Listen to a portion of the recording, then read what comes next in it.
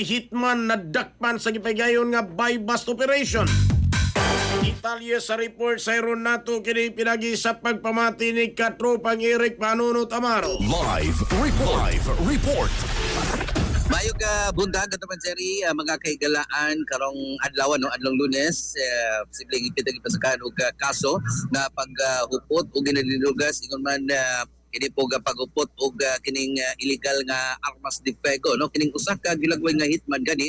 bigit ni ganito sa pagpamusil katong pagka-cherry dinis may suba din patayin taon ang bangkero sa usa ka bangka din ang kining suspitsado nga si alias Wangta no nadakpan atol sa bypass operation laun Jess ang tag ng Skadlawn sa kinipog ato ga mga sakop sa pulisan sa Sawang Calero Police Station din ang mga bypass gipegan sa may City Buaran Barangay Sawang Calero Cebu City aga kinipog og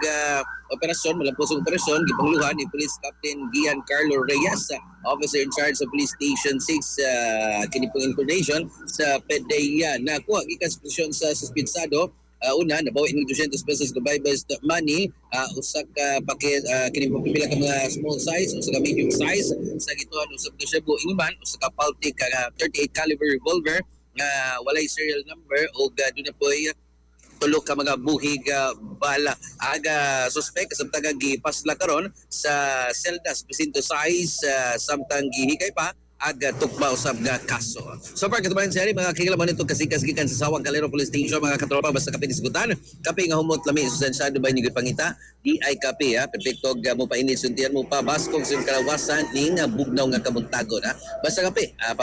pamili gyud mo mga kilan Aritas Healthy Coffee atog Santong Plus of Mex kasaligin kay ginama si Yasut Incorporated good for the heart memory and immune system. Alang sa Digyosang Pilipino para sa Pilipinas sa katropa, Eric Amaro, XFM News. XFM report.